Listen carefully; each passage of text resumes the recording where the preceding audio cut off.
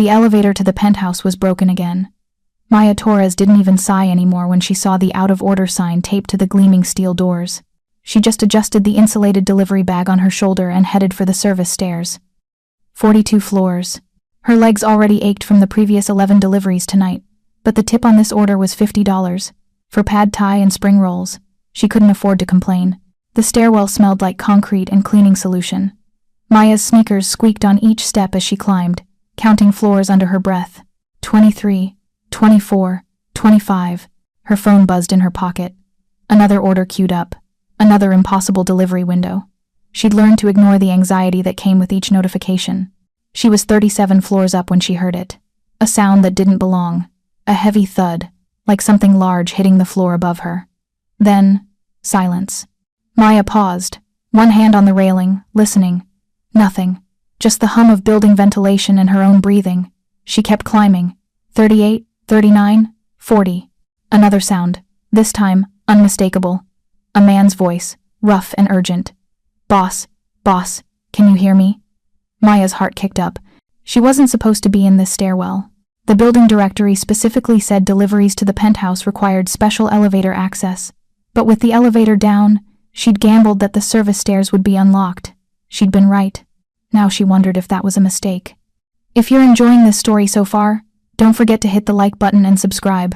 Drop a comment telling me where in the world you're watching from. I love hearing from you. 42.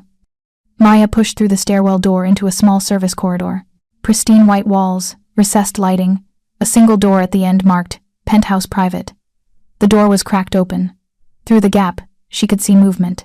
Shadows shifting. More voices. All male. All tense. Call Dr. Rothstein. Now. He's not responding. His pulse is... I don't care what his pulse is. Fix it. Maya should have turned around.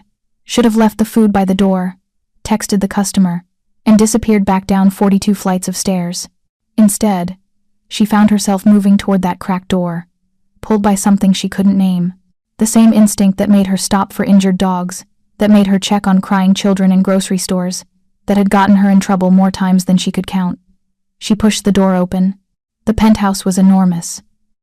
Floor-to-ceiling windows overlooked the glittering city skyline, modern furniture in shades of gray and black, art on the walls that probably cost more than Maya would earn in a lifetime. But she barely registered any of it. Her eyes went straight to the scene in the center of the living room. 6 men in dark suits surrounded a 7th man who lay motionless on the marble floor. The man on the ground wore a white shirt, now partially unbuttoned, his jacket discarded beside him. Even collapsed, even unconscious, he radiated power. Sharp jawline, dark hair swept back from his forehead, the kind of face that belonged on magazine covers or movie screens. One of the standing men had his fingers pressed to the unconscious man's neck, checking for a pulse. Another was on his phone, speaking rapidly in Italian. A 3rd man, older with silver at his temples, noticed Maya in the doorway. His eyes went wide, then hard. Who the hell are you? All 6 men turned. 3 of them reached inside their jackets. Maya saw the glint of metal. Guns. Her stomach dropped, but her eyes stayed locked on the man on the floor. His lips had a bluish tint. His chest rose and fell in shallow, irregular movements. I'm nobody, Maya said, her voice steadier than she felt. I'm just delivering food, but that man is dying. Get her out of here. The silver-haired man jerked his head toward 2 of the younger guards. They moved toward her, but Maya stepped forward instead of back. His airway is compromised. Look at his color. Look at how he's breathing. You called a doctor? Dr. Rothstein is 15 minutes away, one of them said. He doesn't have 15 minutes. Maya dropped her delivery bag and moved past the reaching guards, driven by pure adrenaline and years of medical training she wasn't supposed to have anymore. Move. Lady, you need to leave now. A guard grabbed her arm. Maya shook him off and dropped to her knees beside the unconscious man. Up close, she could see the sweat beading on his forehead, the muscle tension in his jaw even while unconscious. How long has he been like this? 3 minutes, maybe 4. The silver-haired man studied her with sharp, calculating eyes. You're a paramedic? I was. Maya's hands were already moving, checking the man's pulse, tilting his head back to clear his airway. Before I lost my certification. Before I lost everything. She didn't know why she added that last part. Maybe because she had nothing left to lose. What happened? What did he eat? Drink? Whiskey. 1 glass. Then he just collapsed. Maya's mind raced.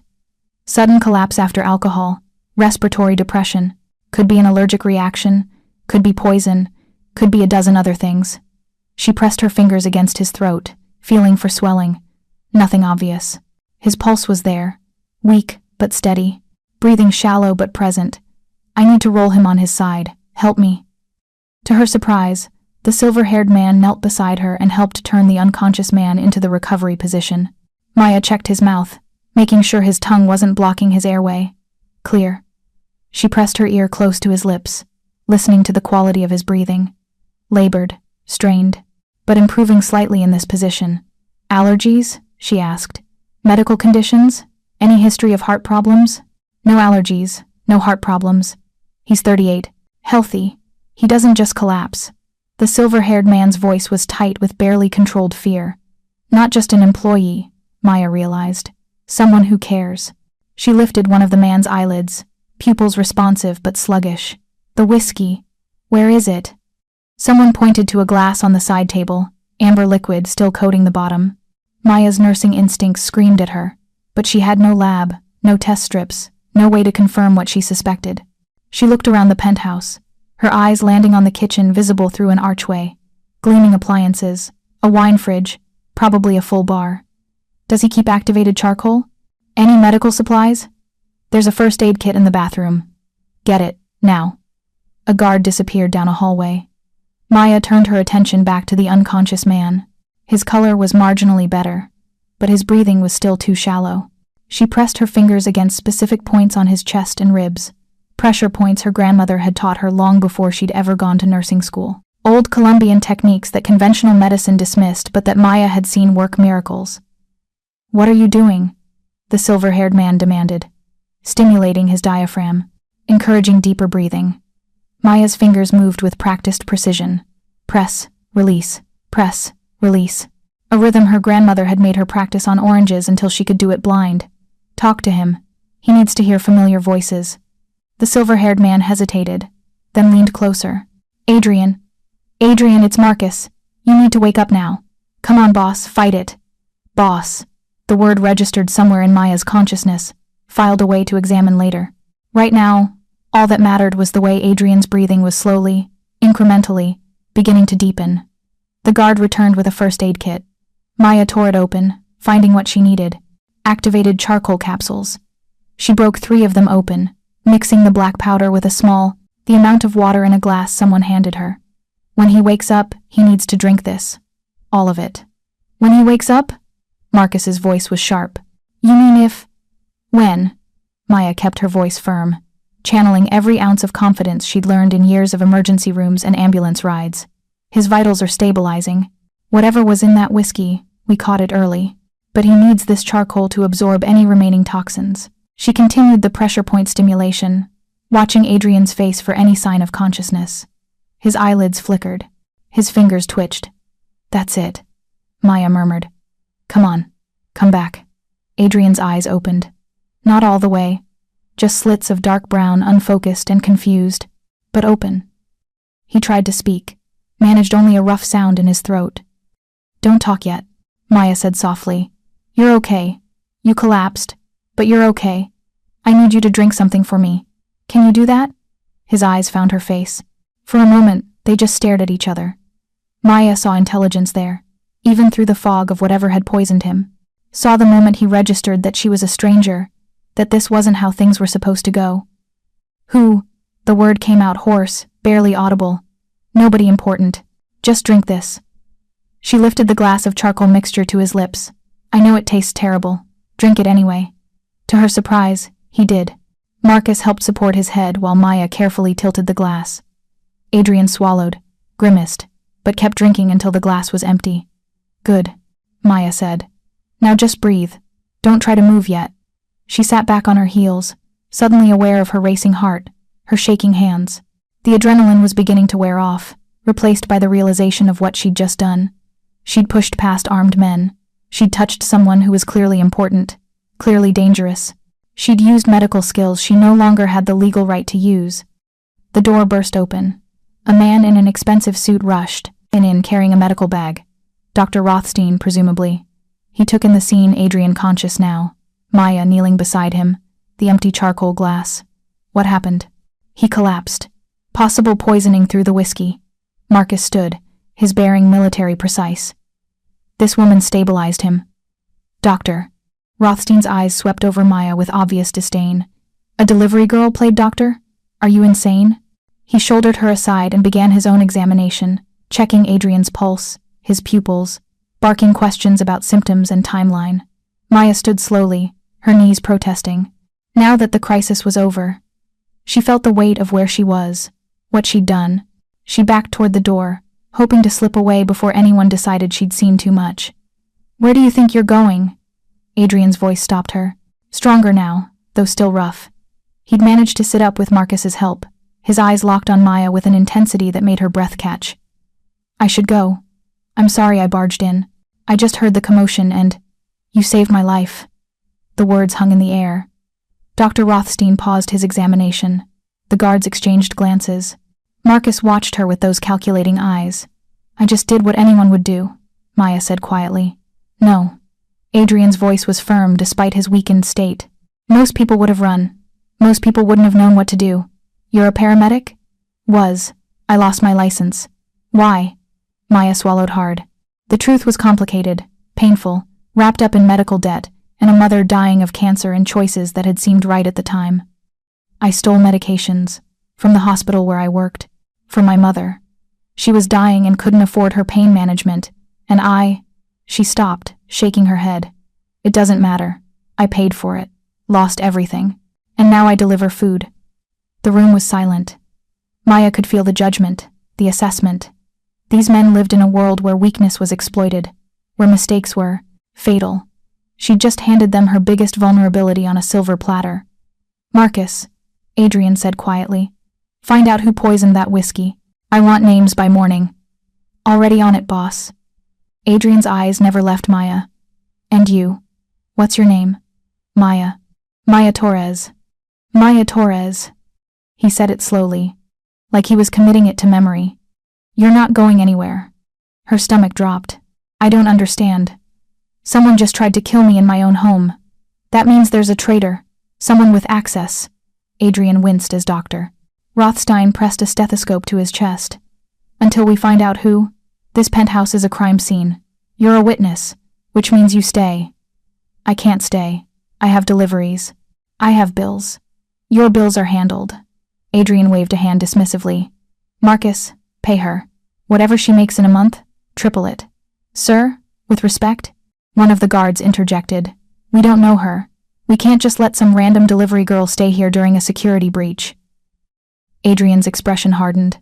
That random delivery girl saved my life while all of you stood around panicking. She stays. Anyone have a problem with that? No one spoke.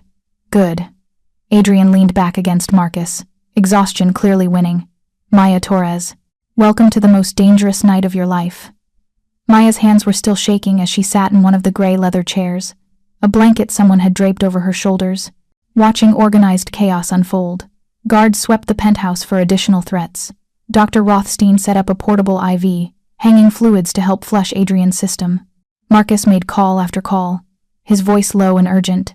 And Maya sat in the center of it all, a delivery girl who'd climbed 42 flights of stairs and somehow ended up in the middle of what looked like a Mafia movie.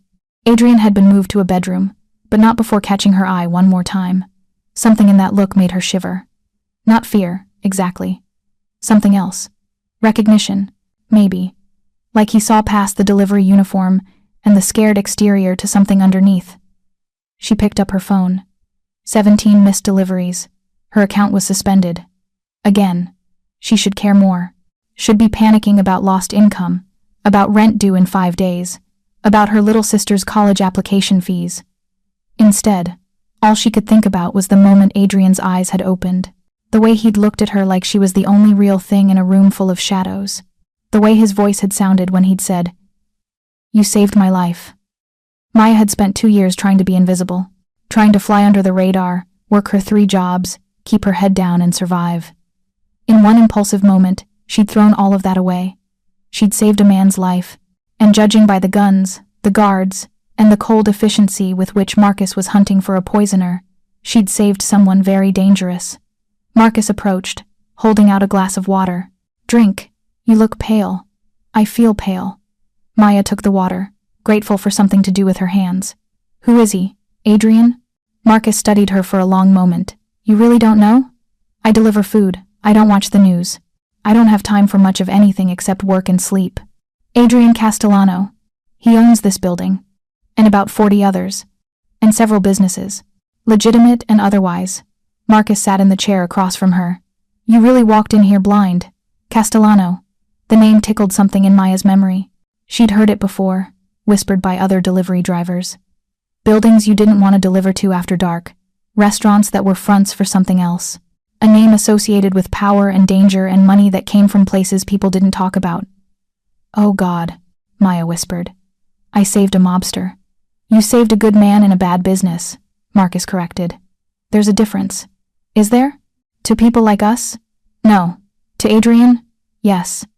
Marcus leaned forward. "He didn't choose this life. He inherited it.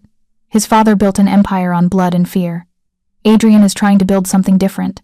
Legitimate businesses, clean money, getting out of the old ways.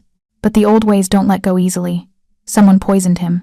Someone from inside his organization. That's the only way they could have accessed his private whiskey supply." Marcus's jaw tightened.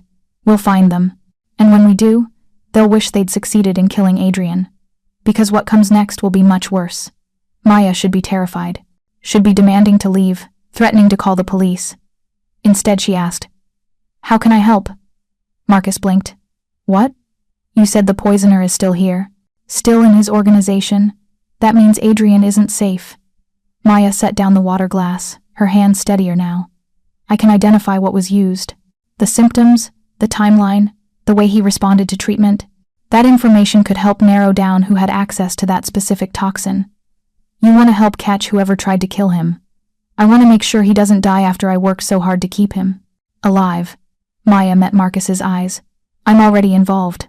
I'm already a witness. Might as well be useful." For the first time since she'd arrived, Marcus smiled. "Adrian said you were different. He's usually right about people." "He said that? He barely spoke to me. He doesn't have to speak much. He sees things." Marcus stood, offering his hand. "Come on. If you're going to help, you should know what you're getting into." Maya took his hand and let him pull her to her feet. The blanket fell away, and she was acutely aware of her stained delivery polo, her cheap jeans, her worn sneakers. She looked like exactly what she was, someone who didn't belong in this world of marble floors and million-dollar views. But she'd learned a long time ago that belonging was overrated.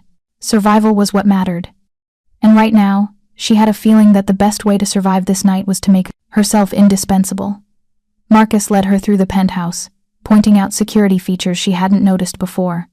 Cameras in every corner, reinforced doors, panic buttons disguised as light switches. The bedroom where Adrian rested had its own separate security system, biometric locks that required fingerprint and retinal scans.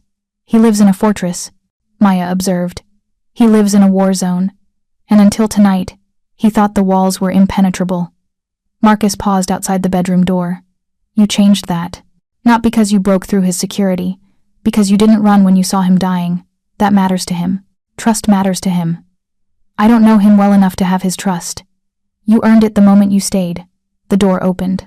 Dr. Rothstein emerged, medical bag in hand, looking exhausted. He's stabilized. The charcoal did its job. Whatever was in that whiskey is being processed out of his system. He looked at Maya with grudging respect. "You did good work. Fast thinking. Thank you." "Don't thank me yet. He's demanding to see you. Against my medical advice." "Doctor." Rothstein sighed. 5 minutes. No more. He needs rest." Maya's heart kicked up again as she stepped into the bedroom. It was enormous, dominated by a king-sized bed where Adrian lay propped against pillows, an IV line running to his arm. He looked better, more color in his face, more alertness in his eyes. Those eyes tracked her movement as she approached the bed. "Maya Torres," he said. "Sit." It wasn't a request. Maya sat in the chair beside the bed, aware of Marcus standing guard by the door, of the weight of this moment.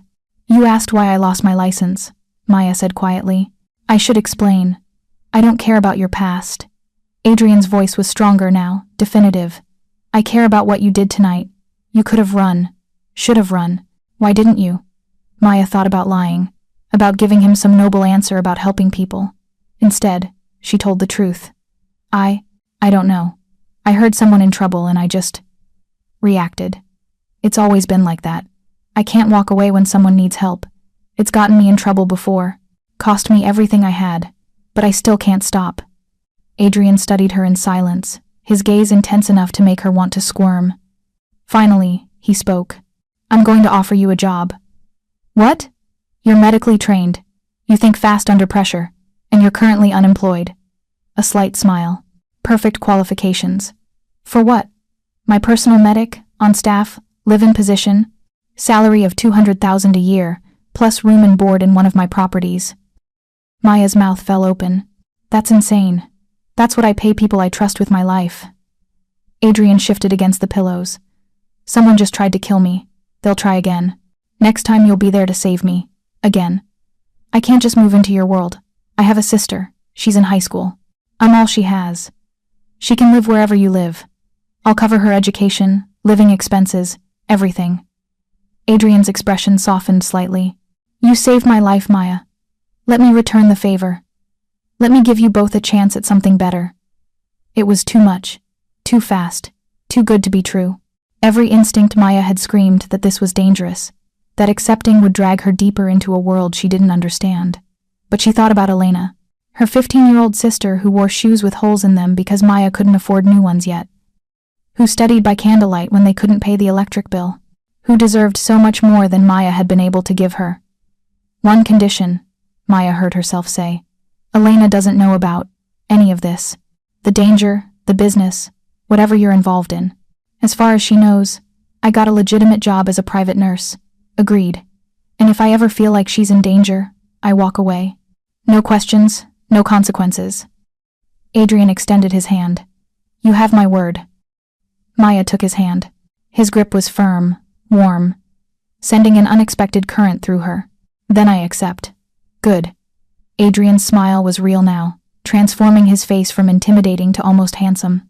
Almost, because there was still that edge of danger, that sense of coiled power even weakened by poison.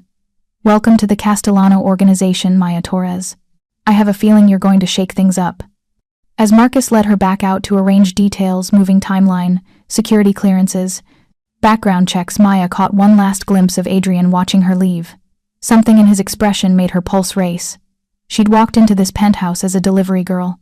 She was leaving as something else entirely. Something she didn't have a name for yet. But as the door closed behind her, and Maya headed back toward those 42 flights of stairs, she couldn't shake the feeling that her life had just changed in ways she couldn't begin to imagine, and that the man lying in that bedroom, the man whose life she'd saved, was going to become far more important to her than an employer. She just didn't know it yet. 3 days later, Maya stood in the lobby of the Castellano building, with 2 suitcases, a backpack, and a very suspicious 15-year-old sister. This is insane, Elena said for the 5th time that morning. You deliver pad thai to some rich guy and suddenly we're moving into a luxury apartment? Maya, what's really going on? I told you. He was impressed with my medical background. He needs a private nurse on staff. Maya signed another form. The building manager pushed across the marble counter. It's a legitimate job, Elena. Good pay, benefits, housing included. Nobody pays this well for a nurse. Rich people do. Maya kept her voice light, but guilt twisted in her stomach. She'd promised herself no more lies to Elena. But this lie was necessary. This lie kept her sister safe from the truth that Maya had stumbled into the world of organized crime and couldn't find her way back out. Didn't want to find her way back out? A small voice whispered. She ignored it. The elevator doors opened. Not the public elevators, a private one that required a key card Marcus had given her yesterday. Inside, the walls were polished brass, the floor Italian marble. Classical music played softly from hidden speakers. Elena's eyes widened. Okay, this is actually kind of cool. The elevator rose smoothly, numbers climbing. 38, 39, 40. It didn't stop at 42, where Adrian's penthouse dominated the top floor. Instead, it opened on the 40th floor into a private hallway with only 2 doors. 40th floor, Unit A, Marcus said, appearing from seemingly nowhere. Elena jumped. Maya's hand went instinctively to her sister's shoulder, protective. Your new home. Mr. Castellano wanted you close but not too close. Privacy, but proximity in case of emergency. He unlocked the door and Maya's breath caught. The apartment was stunning. Floor-to-ceiling windows overlooked the city. An open-concept living room flowed into a modern kitchen with appliances Maya had only seen in magazines. Hardwood floors gleamed under recessed lighting. Artwork decorated the walls, real art, not prints. 3 bedrooms, 2.5 baths, Marcus continued, leading them through. The master has an ensuite. Your sister gets the 2nd bedroom. The 3rd is set up as a home office, but you can convert it however you'd like. Furniture is included, but if you want to change anything, submit a request to building management. Elena wandered through the space, touching things tentatively, like they might disappear. This is ours? Really ours? Really yours, Marcus confirmed. For as long as Maya works for Mr. Castellano. When do I start? Maya asked, setting down her suitcases. This afternoon, 2 o'clock. Adrian wants to go over your duties, protocols, medical supplies you'll need. Marcus handed her a tablet. Everything you need to know is here. Security codes, emergency contacts, building layouts. Study it. Mr. Castellano's life may depend on how well you know this information. The weight of that statement settled over Maya. She'd saved Adrian once through luck and instinct. Next time, and there would be a next time, she needed to be prepared. After Marcus left, Elena cornered Maya in the master bedroom. Okay, seriously. What is happening? This apartment is worth millions. Nobody gives this to a nurse. Elena, is he like, in love with you or something? Is this some weird sugar daddy situation? No. Maya's face burned. God, no. It's not like that. He's just generous. And he values good medical care. Elena studied her with those 2 smart eyes, the same dark brown as their mother's had been. You're lying. You're bad at lying, Maya. You always have been. Maya sat on the edge of the bed, California king, with sheets that probably cost more than their old rent. I can't tell you everything, but I can tell you this. I took this job because it pays enough for you to go to any college you want. Because it gives us security we've never had. Because for the first time since Mom died, I can breathe without worrying about which bill to pay first.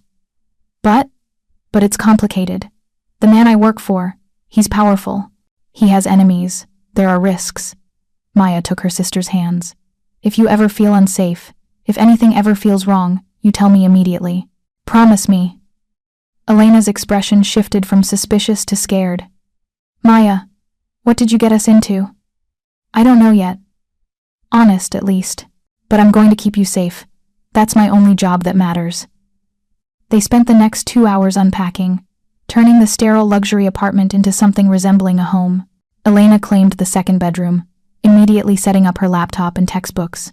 Maya laid out her few possessions in the master suite, feeling like an imposter among the expensive furniture and silk curtains. At 1:45 she changed into the clothes Marcus had provided. Black slacks, a crisp white blouse, comfortable shoes suitable for long hours on her feet. Professional but practical.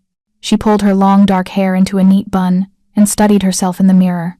She looked like someone competent, someone who belonged in this world.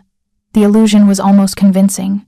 If you're hooked on this story, make sure to subscribe and turn on notifications so you never miss an upload. Your support means everything and helps me bring you more emotional stories like this one. The tablet Marcus had given her buzzed. A message. Adrian is ready for you. Penthouse. Use your keycard. Maya's stomach fluttered. She'd spent 3 days trying not to think about Adrian Castellano, trying not to remember the intensity of his gaze, the warmth of his hand in hers, the way his voice had sounded when he'd offered her this impossible job. She'd told herself it was just gratitude, just a business arrangement. But her racing pulse suggested otherwise. The private elevator required her new keycard and a thumbprint scan. The doors opened directly into Adrian's penthouse. The scene was completely different from 3 nights ago. No chaos, no guards crowding the space. Just elegant minimalism and afternoon sunlight streaming through those massive windows. Adrian stood by the windows, his back to her, phone pressed to his ear. He wore dark slacks and a white shirt with the sleeves rolled up, revealing forearms that were surprisingly muscular for a businessman. His hair was still damp, like he'd recently showered. I don't care about the paperwork delays, he said into the phone, his voice sharp. Make it happen. Today. He ended the call and turned. When he saw Maya, his expression softened. You're early. I'm punctual. There's a difference. A slight smile. Come, I'll show you your workspace. He led her through the penthouse. It was even larger than she'd realized. The main living area opened onto a full dining room, a chef's kitchen, a library with walls of books, and a hallway that led to multiple bedrooms. At the end of the hall, Adrian opened a door. Your medical suite. Maya stepped inside and her jaw dropped. The room had been completely transformed into a professional medical facility. Exam table, monitoring equipment, cabinets full of supplies, a locked medication safe, even a small recovery area with a hospital bed. Everything was top of the line, the kind of equipment most hospitals couldn't afford. This is incredible, she breathed, running her hand over the exam table. I had it installed yesterday. Dr. Rothstein helped with the specifications. Adrian leaned against the doorframe, watching her explore. The medication safe requires 2 biometric scans, yours and mine. Nothing goes in or out without both of us present. After what happened, I'm not taking chances with pharmaceutical security. Maya opened cabinets, cataloging supplies. Everything she could possibly need was here. IV equipment, intubation supplies, advanced diagnostics. This is better equipped than some emergency rooms. That's the point. If something happens again, you need to be able to handle it here. No hospitals, no outside doctors unless absolutely necessary. Why? Maya turned to face him. Why not just go to a hospital? You can afford the best care in the world. Adrian's expression darkened. Because hospitals have cameras, records, mandated reporters. Because when someone like me shows up with suspicious injuries, questions get asked. Investigations start. People I've worked hard to keep safe become exposed. People like your family? I don't have family. Not anymore. Something painful flickered across his face. But I have people who depend on me. Employees, associates, people whose lives would be destroyed if my organization fell apart.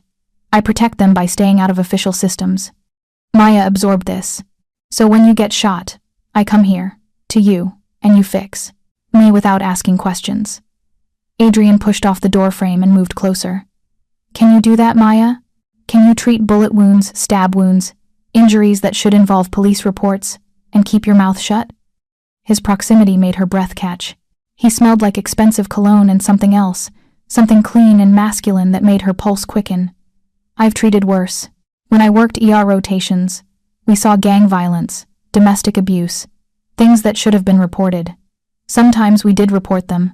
Sometimes we knew that reporting would get someone killed. So, you understand gray areas. I understand that the world isn't black and white, that sometimes the right choice isn't the legal choice. Maya held his gaze. I can keep your secrets, Adrian. I've already kept bigger ones.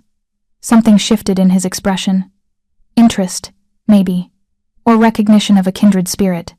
Good, because I'm about to share one with you. He led her back to the library and opened a hidden panel in the wall. Behind it was a safe. He entered a code, then pressed his thumb to a scanner. The safe opened, revealing files, USB drives, and something else that made Maya's stomach drop. Photographs.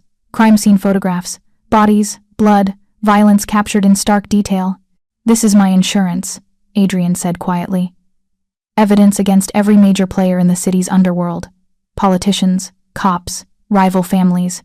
If anything happens to me, these files go public. Mutually assured destruction. Why are you showing me this? Because if I die, you need to know where this is. You need to get these files to Marcus immediately. Adrian's eyes were intense, serious. You're my medic, Maya. That means you're the last line of defense between me and death. If I don't make it, if you can't save me, you make sure my death means something. You make sure the people who killed me burn. Maya's hands trembled slightly. That's a lot of responsibility. You saved my life once. I'm betting you can do it again. Adrian closed the safe, the panel sliding back into place seamlessly. Now, let's discuss protocols. They spent the next 2 hours going over every possible medical emergency. Heart attack, stroke, poisoning, gunshot wounds, stab wounds, blunt force trauma. Adrian had clearly researched this thoroughly, asking detailed questions about treatment protocols, required supplies, emergency procedures. You've thought about dying a lot, Maya observed. I think about survival. There's a difference. Adrian pulled up building schematics on a wall-mounted screen. Every floor has emergency exits. The elevator system can be locked down from my phone. There are panic rooms on floors 30, 35, and 42. If something happens, you need to know how to get yourself and any patients to safety. Patients? As in plural? I have people who work for me. If they're injured in my service, they're your responsibility too. Adrian's expression was serious. You'll meet them gradually. Most are good people caught in a bad situation. Some are dangerous. You'll learn to tell the difference. Maya studied the schematics, memorizing evacuation routes. Have you always lived like this? Looking over your shoulder, expecting attacks? Since I was 12, that's when my father was killed. Adrian's voice went flat, emotionless. He was shot 17 times in a restaurant. I watched it happen. The men who did it, they made sure I saw. Made sure I understood what happens when you show weakness in this world. God, Adrian, I'm so sorry. Don't be. It taught me everything I needed to know. He shut down the screen. My father ruled through fear and violence. I'm building something different. Legitimate businesses, legal operations, transitioning out of the old ways. But the old ways don't die easily. The families who profited from my father's methods, they see my changes as weakness, as opportunity. That's why someone poisoned you. That's why someone keeps trying. Adrian moved to the windows, looking out at the city. 3 attempts in 2 years. A car bomb that killed my driver instead of me. A sniper who missed by inches. And now poison. They're getting bolder. More creative. Maya joined him at the window. The city sprawled below them. Millions of people living their lives completely unaware of the shadow wars happening above their heads. Why not just leave? You have money. You could disappear, start over somewhere safe. Because I'm responsible for 843 people. Employees whose families depend on their paychecks. Associates who trusted me to lead them out of the darkness my father created. Adrian's reflection in the glass looked tired, burdened. I can't abandon them. Even if it kills me. It won't kill you, Maya said firmly. Because I won't let it. Adrian turned to look at her, surprise evident in his expression. You've known me for 3 days. I've known men like you my whole life. Men who carry the weight of the world because nobody else will. My father was a firefighter. He died running into a burning building to save a family he didn't know. My mother fought cancer for 3 years so Elena and I wouldn't lose both parents at once. Maya's voice grew thick with emotion. I understand sacrifice. I understand duty. And I understand that some people are worth saving, even when they don't think they are. For a long moment, Adrian just stared at her. Then he did something unexpected. He smiled. A real smile, warm and genuine, that transformed his entire face. Marcus said you were different. He was right. Different how? Most people look at me and see power or money or danger. You look at me and see someone worth saving. Adrian's voice dropped lower, intimate. That's rare in my world. Maya's heart hammered. The air between them felt charged, heavy with something unspoken. She should step back, maintain professional distance. Instead, she found herself asking, and, what do you see when you look at me? Adrian reached out slowly, giving her time to pull away. When she didn't, his fingers brushed her cheek, tucking a strand of hair behind her ear. I see someone brave enough to run toward danger instead of away from it. Someone who's been broken and put herself back together with steel. Someone who, his phone buzzed, shattering the moment. Adrian pulled back, checking the screen.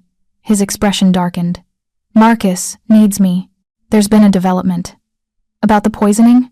About everything. Adrian headed for the door, then paused. Your shift starts tomorrow morning at 8. Get familiar with the medical suite tonight. And Maya? He turned back. Thank you for taking this job. For trusting me. Thank you for giving me a reason to. After he left, Maya stood alone in the library, her cheek still tingling where he'd touched her. She was in so much trouble. Not from the danger, not from the secrets, but from the way her heart raced when Adrian Castellano looked at her like she was something precious. She'd promised herself no attachments, no complications. This was a job, nothing more. But as she made her way back to the medical suite to inventory supplies, Maya couldn't shake the feeling that she'd already crossed a line she couldn't uncross.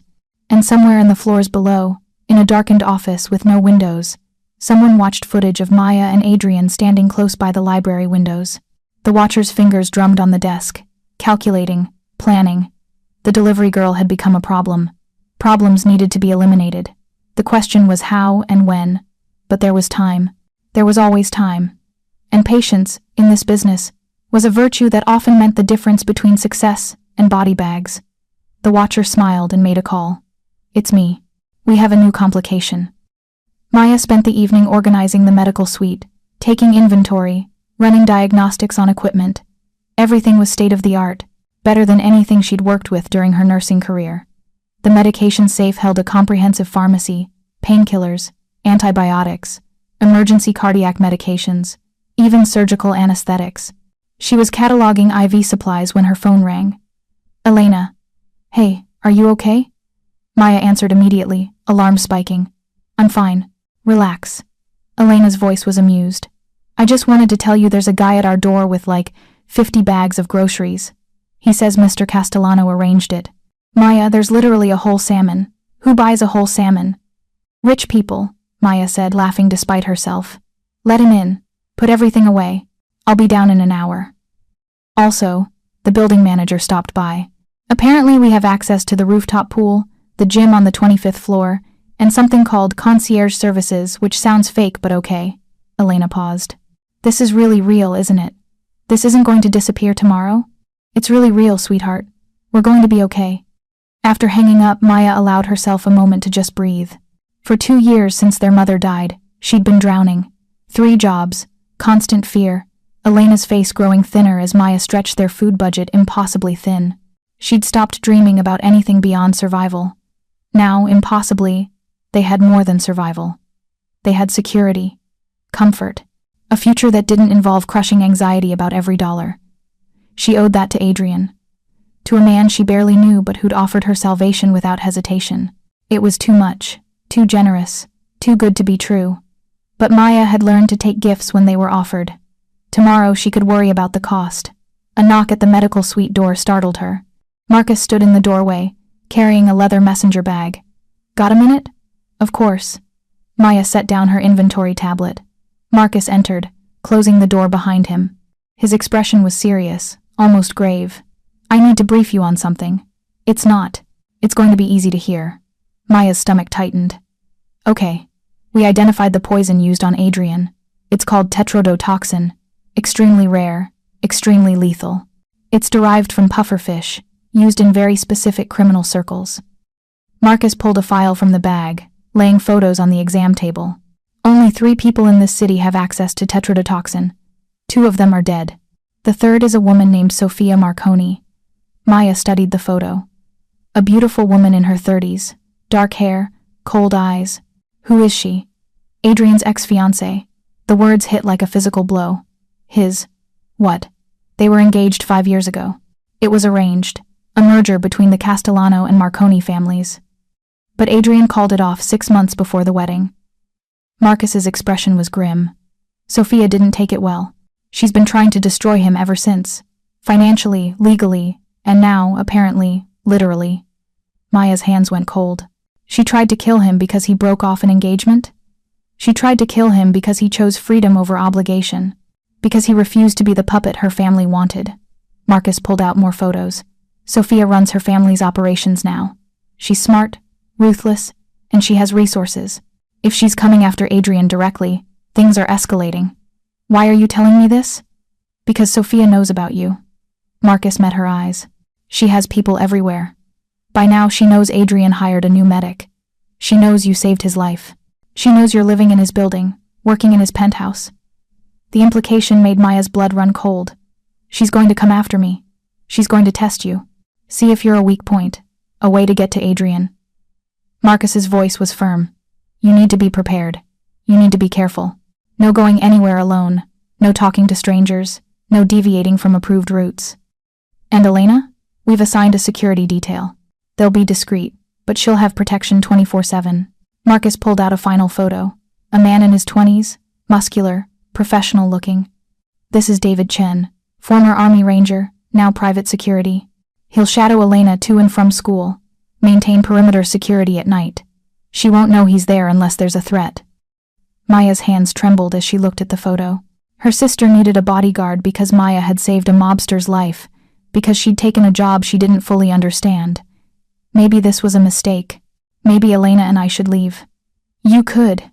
Adrian wouldn't stop you. Marcus gathered the photos, sliding them back into the file. But Sofia's already targeted you. Leaving Adrian's protection doesn't make you safer. It makes you vulnerable. Ingeta. So I'm trapped. You're protected. There's a difference. Marcus's expression softened slightly. Look, I know this is overwhelming. But Adrian doesn't bring people into his inner circle lightly. He trusts you. That means something in this world. It means you're safer with him than you've ever been without him. After Marcus left, Maya sat in the medical suite for a long time, processing everything. She'd naively thought saving Adrian's life was the dangerous part. She'd had no idea that was just the beginning. Her phone buzzed. A text from an unknown number. Welcome to the family. Hope you survive. Maya's blood turned to ice. Sophia. It had to be. She forwarded the message to Marcus immediately, then sat staring at her phone, heart pounding. She'd saved a man's life. Now someone wanted to end hers. But as fear coursed through her, something else emerged. Anger, determination. She'd spent 2 years surviving on her own, protecting Elena, fighting every day just to exist. She wasn't about to let some vindictive ex-fiancé destroy the first good thing that had happened to them. If Sophia Marconi wanted a fight, Maya would give her one. She just had to figure out how to fight someone who played by completely different rules. Maya was reviewing security protocols on her tablet when another message came through. This one from Adrian. Are you okay? Marcus told me about the text. She typed back. I'm fine. Just processing. 3 dots appeared, disappeared, appeared again. Then, come upstairs. I want to show you something. Maya hesitated. It was almost 10 at night. She should go home to Elena, make sure her sister was settling in. But something about Adrian's message felt important. Urgent. She took the private elevator to the penthouse. The doors opened onto dim lighting and the sound of classical music playing softly. Adrian stood on the balcony outside, city lights stretching to the horizon behind him. Out here, he called. Maya stepped onto the balcony. The night air was cool, carrying the scent of rain. Adrian leaned against the railing, a glass of amber liquid in his hand. Not whiskey, she noted. Something else. Bourbon, he said, catching her look. From a sealed bottle I opened myself. Paranoia is healthy in my line of work. He gestured to a second glass on the patio table. I poured you one. But you don't have to drink it. Maya picked up the glass, taking a small sip. The bourbon burned pleasantly. Marcus told me about Sophia. I figured he would. He's thorough. Adrian took a drink. I'm sorry you're caught in this. I should have warned you before offering the job. Should have been honest about all the risks. Would it have changed my answer? I don't know. Would it have? Maya thought about that. About Elena's future, about their new apartment, about financial security and safety and hope. No, I still would have said yes. Even knowing someone wants you dead? Lots of people have wanted me dead. I grew up in a neighborhood where girls like me were targets. I've been followed, threatened, assaulted. I learned to fight back. Maya met his eyes. Sophia doesn't scare me. What scares me is that I brought Elena into this world without fully understanding it. Elena is safer here than she was before. I promise you that. Adrian set down his glass. I've assigned my best people to protect her. David Chen, Marcus personally trained him.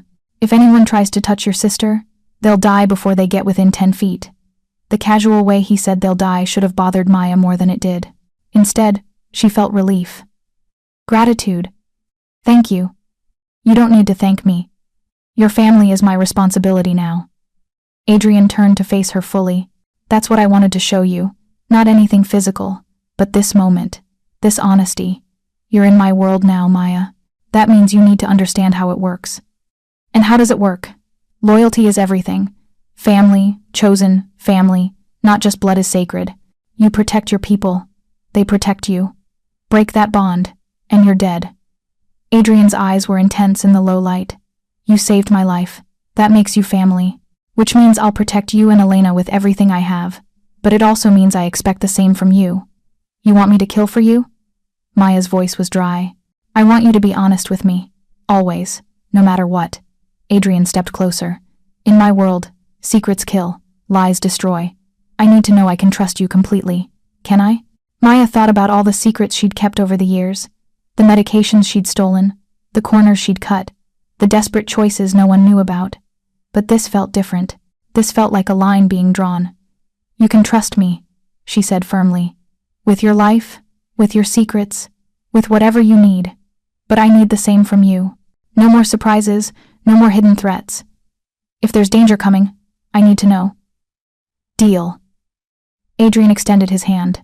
Maya shook it, feeling that same electric current she'd felt before. His hand was warm, strong, calloused in ways that suggested he did more than sign papers and make phone calls. There's something else, Adrian said, not releasing her hand. Something I need you to understand. What? This thing between us. His thumb brushed across her knuckles. It's dangerous. Maya's breath caught. There's nothing between us. Don't lie. You just promised honesty. Adrian's voice was quiet, intense. I feel it. You feel it. Every time we're in the same room, there's this pull. This connection. You're my employer. I'm your medic. That's all. Is it? He was close now. Close enough that Maya could feel the warmth radiating from him. Could see the gold flecks in his brown eyes. Because when I look at you, I don't see an employee. I see someone who saved my life. Someone who makes me believe I might deserve to be saved. Adrian, I know I shouldn't feel this way. I know it's complicated and dangerous and probably a terrible idea. His free hand came up, cupping her face the way he had earlier. But I can't seem to help it. Maya knew she should pull away, should maintain boundaries, keep this professional. But his touch was gentle, reverent, and when she looked into his eyes, she saw vulnerability that took her breath away. This can't happen, she whispered. It'll complicate everything. It's already complicated. Adrian's thumb brushed her cheekbone. The question is, do we fight it or accept it? Maya's heart hammered. Every logical part of her brain screamed to step back, to keep this professional, to protect herself from heartbreak in a world where nothing lasted.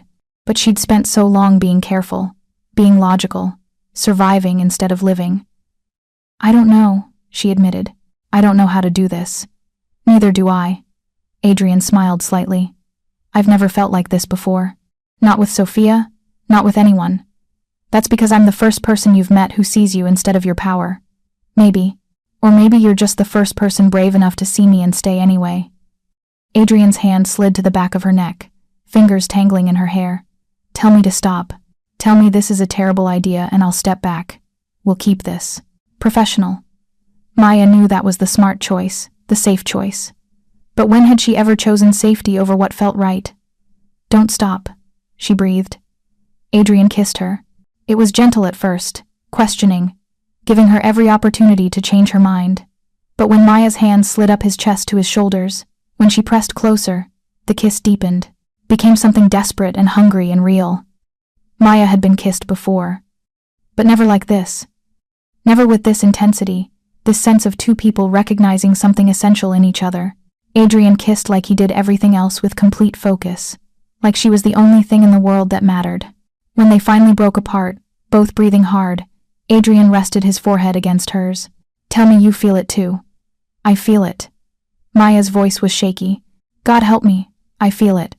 This is going to make everything more complicated. I know. Sophia will use it against us. I know. You could get hurt. I couldn't live with that. Then don't let it happen. Maya pulled back enough to meet his eyes. Teach me how to survive in your world, Adrian. Teach me how to be strong enough to stand beside you instead of just behind you. Adrian studied her for a long moment, then nodded slowly. All right. But you need to understand something. Once you really enter my world, you can't leave. Not safely. You'll know too much, be too involved. I'm already involved. I was involved the moment I walked through your door 3 nights ago. Maya's voice was steady despite her racing heart. So teach me. Make me dangerous enough to survive. A slow smile spread across Adrian's face. You're already dangerous, Maya Torres. You just don't know it yet. He kissed her again, softer this time, and Maya let herself fall into it. Tomorrow she could worry about consequences and complications, and the ex-fiancé who wanted her dead. Tonight, on this balcony 42 stories above the city, she was just a woman being, kissed by a man who looked at her like she was extraordinary. It was the most dangerous thing she'd ever done. Copy. The elevator to the penthouse was broken again. Maya Torres didn't even sigh anymore when she saw the out-of-order sign taped to the gleaming steel doors. She just adjusted the insulated delivery bag on her shoulder and headed for the service stairs. 42 floors. Her legs already ached from the previous 11 deliveries tonight, but the tip on this order was $50. For pad thai and spring rolls. She couldn't afford to complain. The stairwell smelled like concrete and cleaning solution. Maya's sneakers squeaked on each step as she climbed, counting floors under her breath. 23, 24, 25. Her phone buzzed in her pocket. Another order queued up. Another impossible delivery window. She'd learned to ignore the anxiety that came with each notification. She was 37 floors up when she heard it. A sound that didn't belong. A heavy thud, like something large hitting the floor above her. Then silence. Maya paused, one hand on the railing, listening. Nothing. Just the hum of building ventilation and her own breathing. She kept climbing. 38, 39, 40. Another sound, this time unmistakable. A man's voice, rough and urgent. "Boss? Boss, can you hear me?" Maya's heart kicked up. She wasn't supposed to be in this stairwell. The building directory specifically said deliveries to the penthouse required special elevator access. But with the elevator down, she'd gambled that the service stairs would be unlocked. She'd been right. Now she wondered if that was a mistake. If you're enjoying this story so far, don't forget to hit the like button and subscribe. Drop a comment telling me where in the world you're watching from. I love hearing from you. 42. Maya pushed through the stairwell door into a small service corridor. Pristine white walls, recessed lighting, a single door at the end marked, "Penthouse Private." The door was cracked open. Through the gap she could see movement, shadows shifting, more voices, all male, all tense. "Call Dr. Rothstein. Now." "He's not responding. His pulse is, I don't care what his pulse is. Fix it."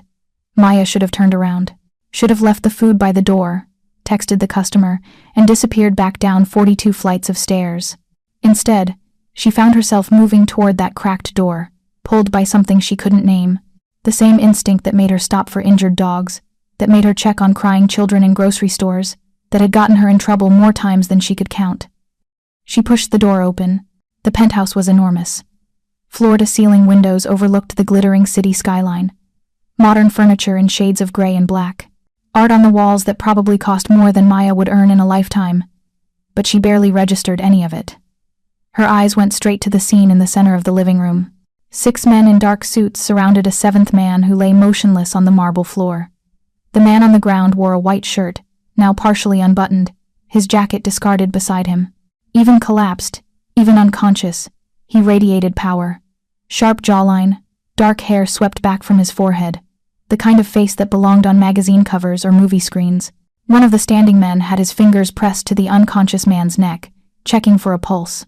Another was on his phone, speaking rapidly in Italian. A 3rd man, older with silver at his temples, noticed Maya in the doorway. His eyes went wide, then hard. "Who the hell are you?" All 6 men turned. 3 of them reached inside their jackets. Maya saw the glint of metal. Guns. Her stomach dropped, but her eyes stayed locked on the man on the floor. His lips had a bluish tint. His chest rose and fell in shallow, irregular movements. "I'm nobody," Maya said, her voice steadier than she felt. "I'm just delivering food.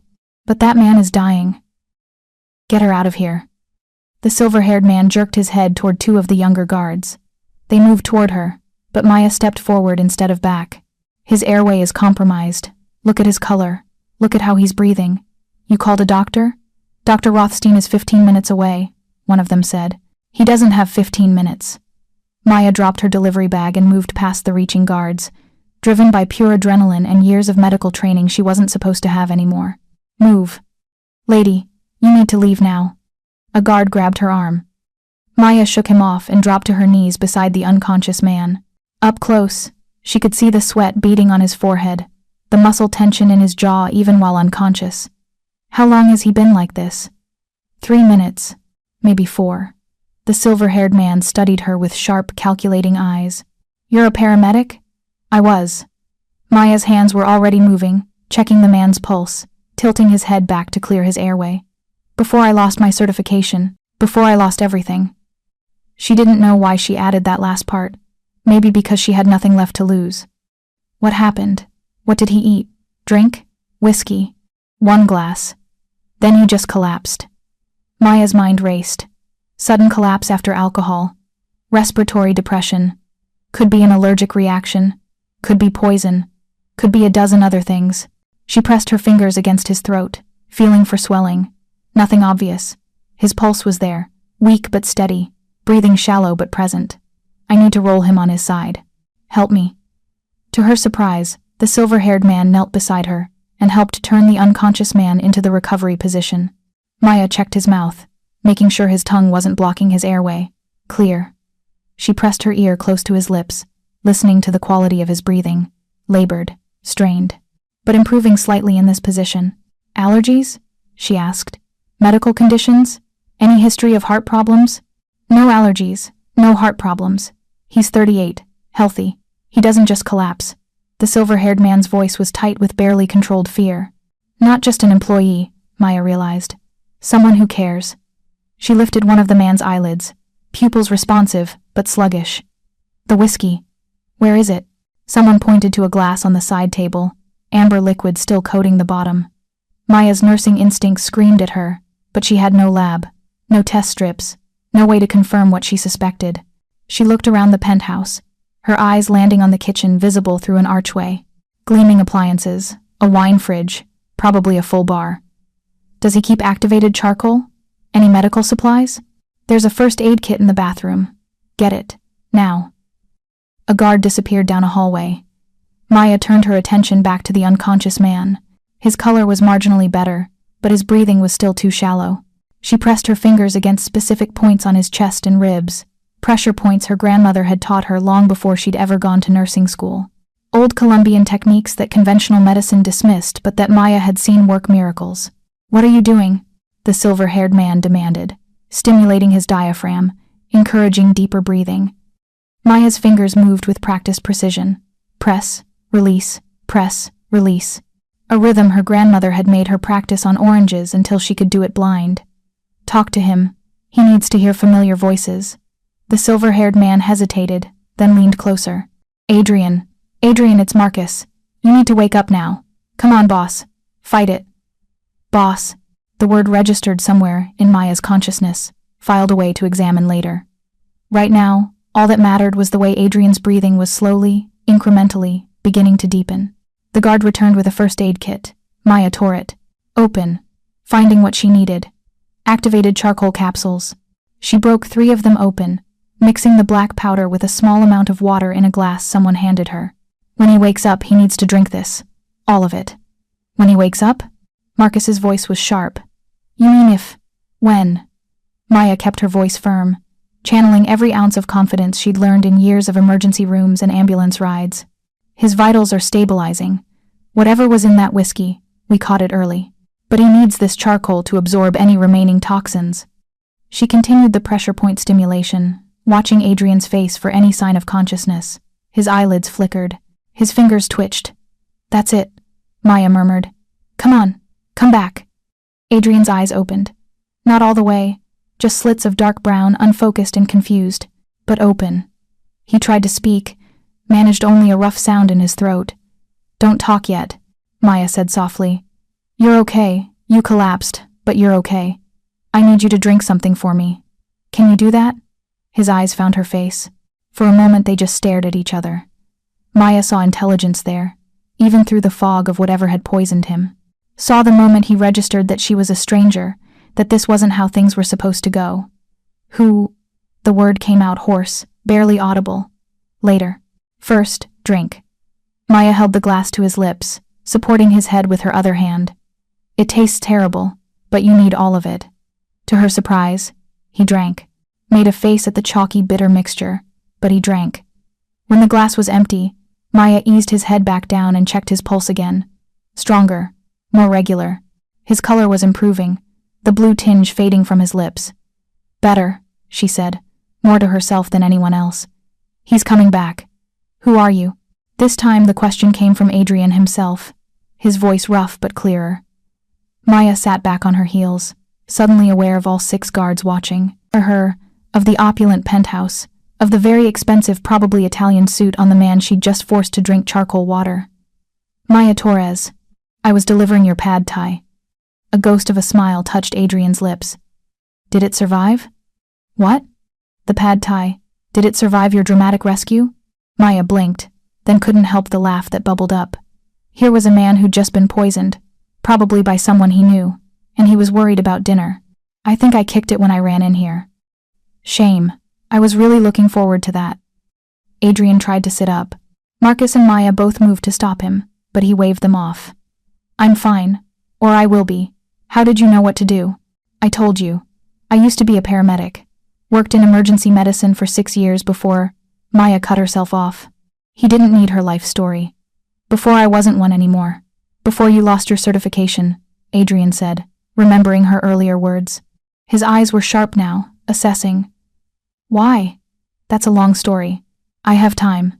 Apparently someone just tried to kill me, which means I'm not going anywhere tonight. Adrian looked at Marcus. Secure the building. No one in or out without my explicit permission. And get that whiskey to Dr. Chen for analysis. I want to know exactly what was in it. Already done, Marcus said. Dr. Rothstein is on his way. Should be here in 5 minutes. Good. Adrian's attention returned to Maya. She felt the weight of his gaze, the intensity of it. This was a man used to getting answers. You saved my life. I did my job. Former job. Whatever. No, you risked your life. Adrian's voice was quiet but certain. My men had guns pointed at you. You had no idea who we were or what you were walking into. But you came in anyway. Maya shrugged, uncomfortable with the gratitude in his voice. Someone needed help. I helped. That's all? That's not all. Adrian glanced at Marcus, some silent communication passing between them. When he looked back at Maya, something had shifted in his expression. Decision made. I owe you a debt. In my world, that means something. Your world? You don't know who I am, do you? Should I? Maya looked around at the guards, the opulent space, the guns that had been casually drawn earlier. Let me guess. You're either very rich, very connected, or very illegal. Maybe all three. Another almost smile. Adrian Castellano. The name meant nothing to Maya, but clearly it should have. She saw Marcus tense, saw the way the other guards straightened. Am I supposed to know that name? Most people do. I run Castellano Enterprises. Import-export, real estate, various other interests. Adrian's tone was carefully neutral. Some of those interests exist in gray areas. Some don't exist in any legal color at all. Understanding clicked. You're Mafia. That's a crude term. I prefer entrepreneur with flexible ethics. Adrian's expression was wry. But yes, and you just saved the life of one of the most wanted men in the city. Congratulations. You've just made yourself either very valuable or very dead. Maya's stomach dropped. She'd walked into something way beyond a simple medical emergency. I should go. You should stay. Adrian's voice was commanding but not unkind. At least until Dr. Rothstein checks you out. You've been exposed to whatever toxin was in my system. You touched me, handled my airways. If it was contact poison, then I'd already be symptomatic, Maya said, but she felt a flutter of worry. He was right. She hadn't even thought about her own safety. Fine, I'll wait for the doctor. But then I'm leaving, and we're going to forget this ever happened. We could do that. Adrian sat up fully, leaning back against the sofa someone had moved behind him. Even poisoned and recovering, he exuded power. Or we could acknowledge that you have skills I need and I have resources you clearly need. We could help each other. I don't work for criminals. You worked in emergency medicine. You saved lives without asking if they deserved it. Adrian's eyes were intent on hers. Is that really so different from what I'm offering? Yes. It's completely different. Why? Because I'm honest about who I am. Adrian gestured around the penthouse. You think the people you saved in hospitals were all innocent? You think they all deserved your help? Or did you help them because they were human beings in pain? Maya wanted to argue, but he had a point. That's not fair. Life isn't fair. You of all people should know that. Adrian leaned forward slightly. You lost your certification. That means you lost your income, your career, probably your apartment, given that you're delivering food at midnight. You're surviving, but you're not living. I can change that. By making me your personal medic? Hard pass. By giving you a chance to use your skills again, to be more than a delivery driver. Adrian's voice softened. To matter. The words hit harder than Maya wanted to admit. She did feel like she didn't matter anymore, like she was just surviving, day to day, crisis to crisis. What exactly are you offering? A job. You'd be on call for medical emergencies, not just for me, but for my organization. Pays $200,000 a year, plus benefits, plus housing if you need it. You'd have access to the best medical supplies money can buy, and you'd report only to me. Maya's head spun. $200,000. That was more than she'd made as a paramedic in 3 years. That was Elena's college tuition, paid in full. That was her mother's medical bills, finally cleared. That was safety. But it was also blood money. I need to think about it. Take your time. But understand this, you're in my world now. Whether you take the job or not, you know who I am. You've seen my home, my people. That makes you either an asset or a liability. Adrian's tone wasn't threatening, just a matter of fact. I'd prefer asset. Before Maya could respond, the elevator chimed. Dr. Rothstein arrived, with the medical bag, took one look at Adrian, and immediately began barking orders. Maya found herself pushed to the side as professional care took over. She should have left then. Should have grabbed her delivery bag and disappeared back down 42 flights of stairs. Instead, she stood there, watching Adrian answer questions, watching him submit to tests, watching the way his people moved around him with practiced efficiency. This was a man who inspired loyalty. Fear, yes, but also loyalty. That meant something. Dr. Rothstein finished his examination and turned to Maya. You did good work. Very good work. He'd be dead if you hadn't intervened. The doctor studied her for a long moment. Adrian says you lost your medical certification. Mind if I ask why? I stole medications, narcotics, to help a patient who couldn't afford them. Maya saw no point in lying. Got caught, lost everything. Did the patient survive? Yes, doctor. Rothstein nodded slowly. Then you made the right choice. Stupid, but right. He glanced at Adrian. You should hire her. Working on it, Adrian said dryly. The doctor packed up his supplies. I'll have the toxicology results in a few hours. My preliminary assessment is a synthetic opioid, probably carfentanil, dissolved in the whiskey, designed to look like a cardiac event. Whoever did this knew what they were doing. How long before I'm back to normal? Adrian asked. You'll be groggy for another day, maybe 2. No driving, no major decisions, no alcohol. I'll send over a care protocol. Dr. Rothstein turned to Maya. You should be fine, but if you develop any symptoms, nausea, dizziness, respiratory issues, go to an ER immediately. Tell them you were exposed to synthetic opioids. Don't mention where or how. Maya nodded, feeling surreal. An hour ago she'd been delivering pad thai. Now she was being warned about synthetic opioid exposure by a doctor who worked for the Mafia. Her phone buzzed. Another delivery. She looked at the notification. $8.50 for Chinese food, due in 20 minutes across town. Impossible to make on time, especially from here. Adrian noticed her expression. Problem? My other job. The one that actually pays me. Maya silenced her phone. I should go. Or you could stay, and we could continue our conversation. Adrian stood, steadier now but still moving carefully. Marcus, would you arrange for Miss Torres's deliveries to be handled tonight? Pay whatever bonuses are necessary to keep her account in good standing. Already done, Marcus said, not looking up from his phone. Maya gaped. You can't just... I can. I did. Adrian crossed to the bar, poured himself water instead of whiskey. Consider it a thank you for saving my life. Plus, it gives us time to talk business without you worrying about your ratings. I haven't agreed to anything. I know, but you haven't said no either. Adrian returned to her, glass in hand. Tell me about Elena. Maya froze. How do you know about Elena? I know about everything that matters to the people in my world. You have a sister, Elena Torres, age 16. She's on scholarship at Eastside High, but it's not enough.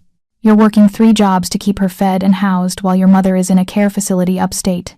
You're drowning financially, and it's only a matter of time before something breaks. Anger and fear warred in Maya's chest. You had me investigated. I had you researched. There's a difference. Adrian's voice was gentle. I don't make business decisions blind, and I don't make offers I can't back up. If you work for me, Elena's scholarship gets upgraded to full ride, including books, activities, everything. Your mother's care facility bills get paid in full. You get a fresh start. In exchange for what? My soul? In exchange for your skills, your loyalty, your trust. Adrian met her eyes. I won't lie to you, Maya. This life is dangerous. People will try to kill me again. They might try to kill you too if they see you as important to me. But I protect my people. Always. And in return, they get to live instead of just survive. Maya thought about Elena, growing up too fast in a neighborhood where girls like her became statistics. Thought about her mother, slowly forgetting who Maya was in a facility that barely kept her clean. Thought about herself, exhausted and hopeless, delivering food to people who looked through her like she was invisible. I need guarantees, she heard herself say. Elena's safety, my mother's care, and my own protection. All legally documented, all enforceable, even if something happens to you. Adrian smiled, real and genuine. Done. Marcus will have the contracts drawn up by morning. You'll have your own lawyer review them, someone not connected to me, so you know they're legitimate. And my past? The certification issue? Remains your past. I don't care about it, and neither will anyone who works for me. Adrian extended his hand. Do we have a deal? Maya looked at his hand. This was a crossroads, a point of no return. Everything in her practical mind screamed that this was dangerous, reckless, stupid. But her heart, the part of her that had run toward danger to save a stranger, knew this was her chance to be more than she'd been. To protect Elena, to honor her mother, to use her skills for something that mattered. She shook his hand. We have a deal. Welcome to the family, Maya Torres. Adrian's grip was warm, firm. I have a feeling you're going to change everything. He had no idea how right he was. 3 days later, Maya stood in the penthouse again. But everything had changed. She wore professional clothes instead of her delivery uniform, black slacks, a fitted blazer, sturdy boots. Her hair was pulled back, and she carried a medical bag that contained equipment she'd only dreamed about as a paramedic. Ready for your first real call? Marcus asked, appearing from the hallway. In 3 days, he'd become something like a mentor, gruff, demanding, but fair. As ready as I'll be. Maya adjusted the bag on her shoulder. What's the situation? Gunshot wound. Non-critical but needs immediate care. One of our warehouses across town. Marcus headed for the elevator, and Maya followed. The guy got caught in crossfire during a deal gone wrong. Our usual doctor is out of town. Rules of engagement? See? You're learning. Marcus smiled slightly. Don't ask who shot who. Don't ask what they were doing. Treat the patient. Document vitals. Let me know if he needs hospital transfer. We'd prefer to keep this in-house. The warehouse was exactly what Maya expected: concrete floors, flickering lights, the smell of motor oil and sweat. A man in his 20s sat on a crate, his hand pressed to his shoulder, blood seeping between his fingers. 2 other men stood guard, hands near their weapons. Maya didn't hesitate. She went straight to the patient, knelt beside him, started her assessment. The wound was through and through, missing major arteries. Painful, messy, but survivable. You're lucky, she told him, cleaning the wound. Another inch to the right and you'd be bleeding out. Doesn't feel lucky, he gasped. That's the adrenaline talking. You'll be fine. Maya worked efficiently, the familiar rhythm of emergency care settling over her. This was what she was good at. This was what she was meant to do. By the time she finished, the man was bandaged, medicated, and scheduled for follow-up care with Dr. Rothstein. Marcus watched the whole thing with approval. Adrian was right about you, he said on the drive back. You don't flinch. Should I? Most people do. First time they see one of our people bleeding, they realize what they've signed up for. They start to question. Marcus glanced at her. You didn't question. He needed help. I helped. That's the job. Maya looked out the window at the city passing by. Besides, I've seen worse. ER on a Saturday night is its own war zone. True. Enough. Marcus pulled up to the building. Adrian wants to see you when we get back. Something about training? Maya's stomach flipped. She'd barely seen Adrian since signing the contracts. He'd been busy, or so, Marcus said. Part of her wondered if he was avoiding her. Part of her wondered if she'd imagined the intensity of their first meeting. She hadn't. Adrian was in the Penthouse gym when she arrived, working with a heavy bag despite Dr. Rothstein's orders to take it easy. He moved with controlled violence, each punch precise and powerful. Maya watched from the doorway, mesmerized by the display of contained force. He noticed her, stopped, grabbed a towel. How'd it go? Fine. Simple GSW, non-critical. He'll be back to work in a week. Marcus said you were impressive. Adrian wiped sweat from his face, and Maya tried not to notice the way his workout shirt clung to him. No hesitation, no squeamishness. Did you expect me to faint at the sight of blood? No. But I expected some adjustment period. You jumped right in. Adrian moved closer, and Maya caught the scent of him clean sweat, expensive soap, something underneath that was just him. That's good. That means I can move up your timeline. Timeline for what? Full integration. I need someone I can trust completely, Maya. Someone who can be by my side in any situation. That means more than medical training. Adrian gestured to the gym around them. It means learning to protect yourself. Learning to recognize threats. Learning how this world really works. I thought that's what Marcus was for. Marcus teaches tactics. I'll teach you strategy. Adrian's eyes were intense. In 3 months, someone will try to kill me again. They always do. When that happens, I need to know you can handle it. Maya's mouth went dry. You're that certain? Death threats are part of the job. Usually they're empty. Sometimes they're not. Adrian pulled out his phone, showed her a photo. A woman with sharp features and cold eyes, beautiful in a predatory way. Sofia Castellano, my ex-fiancée. She believes I owe her power, money, status. She's been making moves against me for months. Your ex-fiancé is trying to kill you? It's complicated. We were engaged for political reasons, her family's territory, my family's resources. When I broke it off, she took it personally. Adrian's jaw tightened. She's dangerous, Maya. Smarter than she looks, more ruthless than you'd expect. If she finds out about you, she'll come after me. Yes. Adrian put his phone away. Which is why you need to be ready. I can protect you, but I need you to be able to protect yourself too. Fear and excitement warred in Maya's chest. When do we start? Adrian smiled, dangerous and delighted. Right now. The training was brutal. Marcus taught her to shoot, to fight, to recognize danger before it became deadly. Dr. Chen taught her advanced trauma care, how to treat gunshot wounds, stab wounds, poisonings.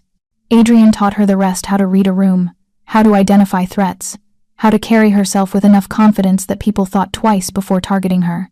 6 weeks in, Maya realized she'd become someone different, harder, more dangerous, but also more alive than she'd been in years. Again, Marcus ordered, and Maya reset her stance.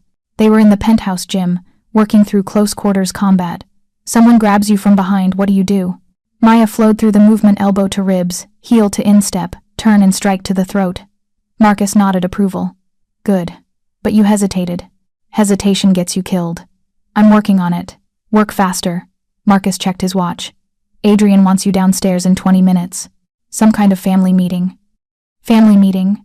Maya had been to 3 of them now, sitting quietly in the corner while Adrian conducted business with his various lieutenants.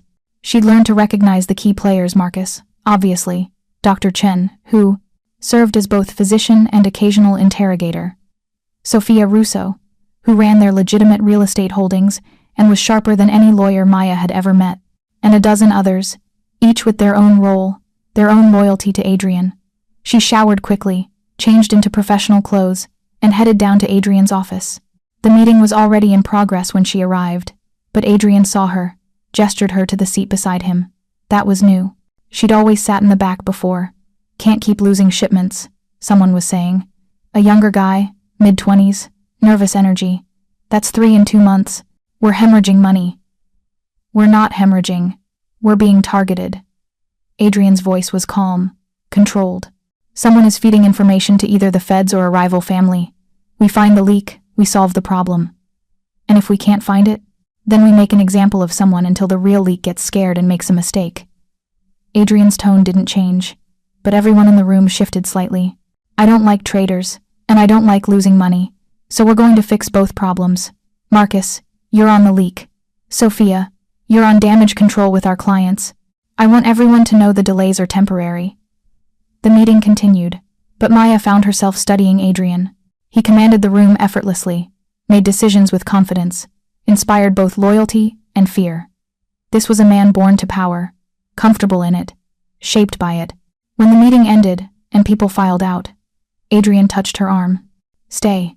When they were alone, he poured 2 glasses of whiskey, a different brand now, from an unopened bottle he'd watched someone else open. You did well today. Marcus says you're picking things up faster than expected. I'm motivated. Maya accepted the glass but didn't drink. Someone wants me dead. That's motivating. Sophia hasn't made a move yet. She's waiting, watching. Adrian moved to the windows, stared out at the city. She'll make her play soon. I can feel it.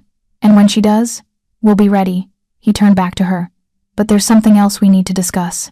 About Elena. Maya's heart clenched. What about her? She's been asking questions. About where you are, what you're doing, why you suddenly have money. Adrian set down his glass. She's smart. She's going to figure it out eventually. I've told her I got a job as a medical consultant. That's not technically a lie. It's not technically the truth either. Adrian moved closer. You need to decide, Maya. Does Elena get brought into this world, or do we keep her separate? Because right now, she's vulnerable. She doesn't know the dangers, doesn't know how to protect herself. That makes her a target. She's 16, old enough to learn, old enough to be smart about this. Adrian's voice was gentle. I'm not saying we turn her into a soldier. I'm saying we make her aware. We teach her enough to keep herself safe. Maya wanted to argue, wanted to say Elena deserved a normal life. But normal was a luxury they'd never been able to afford. What would that look like? She lives here, in the building. We set her up in one of the secure apartments. She goes to a better school, one where my people can watch her without being obvious about it. She learns some basic self-defense, some situational awareness, and most importantly, she understands who you work for and what that means. It made sense. It was smart. It was also everything Maya had tried to protect Elena from, but maybe protection meant something different now. I need to talk to her first, Maya said. She deserves to know the truth before decisions get made for her. Adrian nodded. She's downstairs in the lobby. I had Marcus pick her up from school. You what? I figured this conversation was coming. I wanted to make it easier. Adrian smiled slightly. Go talk to your sister, Maya. Bring her back here if she agrees. If she doesn't, we'll figure out plan B. Maya found Elena in the lobby, backpack slung over one shoulder, eyes wide as she took in the opulent surroundings. When she saw Maya, her expression shifted to relief and confusion. What's going on? That guy Marcus said you needed to see me, but he wouldn't say why. Elena looked around. And what is this place? This is where I work. Come on, we need to talk. They went up to the penthouse, and Maya watched Elena's eyes go wider with each floor. When the elevator opened into Adrian's space, Elena actually gasped. You work here? Doing what, exactly? Maya took a deep breath. Remember how I said I got a job as a medical consultant? Yeah? It's for Adrian Castellano. He runs a business empire that exists mostly in gray legal areas. Some of it is legitimate, some of it isn't. I provide medical care for his organization when they can't go to regular hospitals. Elena processed this. So you work for a criminal. I work for someone who helped me when I had nothing, who pays me enough to take care of you and Mom, who gave me a chance to use my skills again. Maya met her sister's eyes. Yes, it's dangerous. Yes, it's probably illegal, but it's also the best option we had. You're part of this whether you want to be or not. Because I'm part of it, and you're my family. Maya explained about Sophia, about the threats, about the danger of being connected to Adrian's world without understanding it. So you have a choice. You can stay separate, live your normal life, and we'll protect you from a distance. Or you can come into this world with me, learn how it works, and be safe because you're informed. Elena was quiet for a long time. Then, do I get my own apartment? Maya blinked. That's your question? I mean, if I'm going to be part of a crime family, I at least want my own space. Elena's eyes sparkled with something between fear and excitement. Plus, better schools, right? You said better schools. Elena, this isn't a game. I know, but Maya, look at you. Elena gestured at her sister. You're different. You're confident. You're strong. You're not exhausted all the time. Whatever this life is, it's better than what we had. So yeah, I'm in. Just like that, just like that.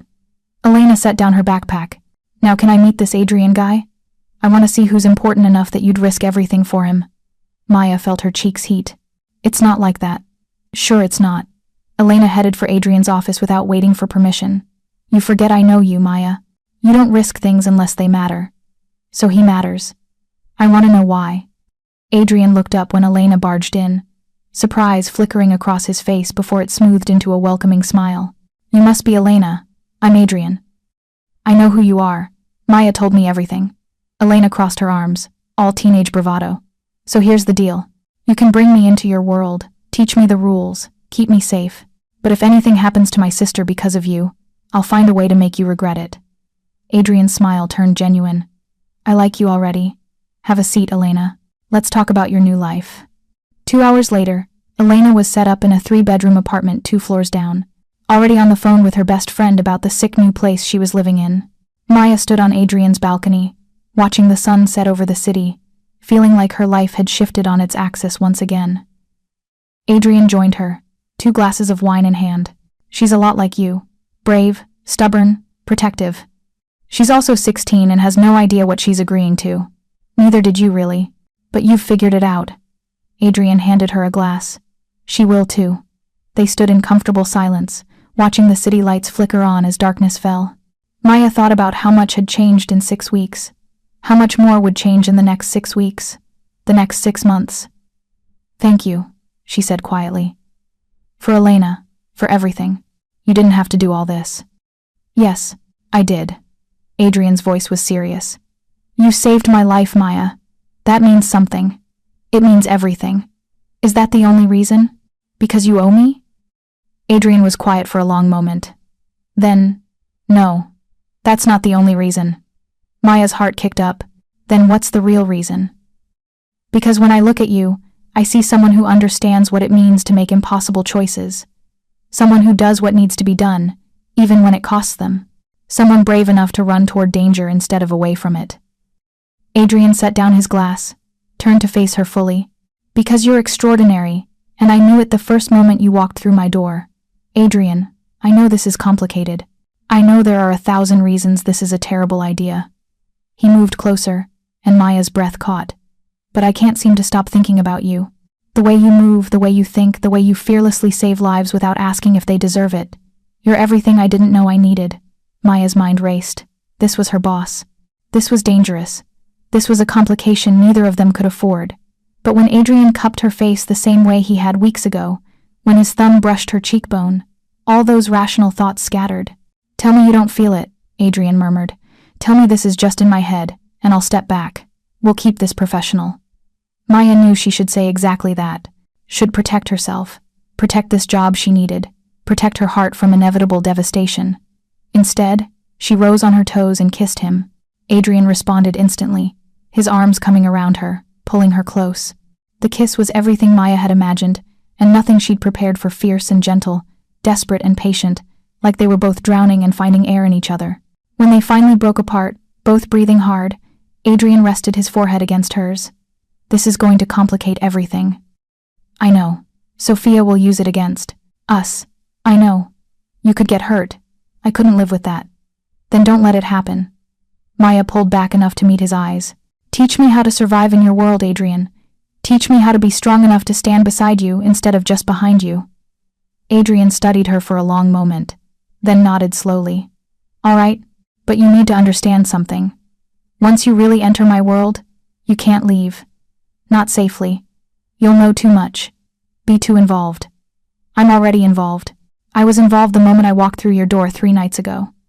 Maya's voice was steady despite her racing heart. So teach me. Make me dangerous enough to survive. A slow smile spread across Adrian's face. You're already dangerous, Maya Torres. You just don't know it yet. He kissed her again, softer this time, and Maya let herself fall into it. Tomorrow she could worry about consequences and complications, and the ex-fiancé who wanted her dead. Tonight, on this balcony 42 stories above the city, she was just a woman being kissed by a man who looked at her like she was extraordinary. It was the most dangerous thing she'd ever done. The next morning, Maya woke to sunlight streaming through floor-to-ceiling windows and the smell of fresh coffee. For a disorienting moment, she couldn't remember where she was. Then it all came rushing back: the balcony, the kiss, falling asleep in Adrian's arms on the sofa, while he told her stories about growing up in his father's shadow. She sat up, finding herself covered with a cashmere blanket that definitely hadn't been there when she dozed off. Adrian stood at the windows, already dressed in dark slacks and a crisp white shirt, phone pressed to his ear. He spoke quietly in Italian, his voice clipped and businesslike. A different person from the man who'd kissed her last night. When he ended the call and turned, his expression softened. Morning. I didn't want to wake you. What time is it? Maya's voice was rough, with sleep. 7. Marcus is bringing Elena up for breakfast. I thought you'd want to see her before she goes to her new school. Adrian poured coffee from a carafe on the bar, brought it to her. We need to talk about what happens next. The coffee was perfect cream, no sugar, exactly how she liked it. He'd noticed. What happens next? Training. You wanted to learn how to survive in my world. Marcus will teach you self-defense, weapons, situational awareness. Dr. Chen will continue your medical education, specialized for trauma care. You'll attend family meetings, learn the business, all of it. Maya's stomach twisted with equal parts excitement and terror. And us? What about last night? Adrian sat beside her, close but not touching. Last night was real. This morning is still real. But we need to be smart about it. Sophia's people are watching. If they see weakness, they'll exploit it. So we pretend nothing happened? We keep things professional in public. Behind closed doors. His hand found hers, fingers interlacing.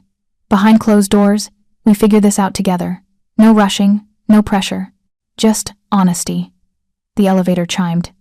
Elena burst into the penthouse, backpack bouncing, eyes bright with excitement. Maya, you'll never believe this place. There's a pool on the roof, and Marcus says I can learn archery, and… She stopped, noticing their joined hands. A knowing smile spread across her face. Oh, don't start, Maya warned, but she was smiling. Elena laughed, throwing herself onto the sofa between them. I knew it. The way he looks at you? Total giveaway. Elena, it's fine. I approve. He's better than Carlos anyway. Elena grabbed a pastry from the breakfast spread that had appeared. Just don't do anything gross in front of me. Adrian chuckled, the sound warm and genuine. Maya looked at them, her sister chattering happily. This complicated, dangerous man who somehow made her feel safe, and felt something shift inside, in her chest. Maybe she hadn't saved Adrian's life that night in the stairwell. Maybe they'd saved each other. Family meeting in an hour, Marcus announced from the doorway, then smirked at Maya. Welcome to the family, Torres. Maya squeezed Adrian's hand, met his eyes, and smiled. No going back now. No going back, he agreed. And for the first time in years, Maya Torres wasn't afraid of what came next.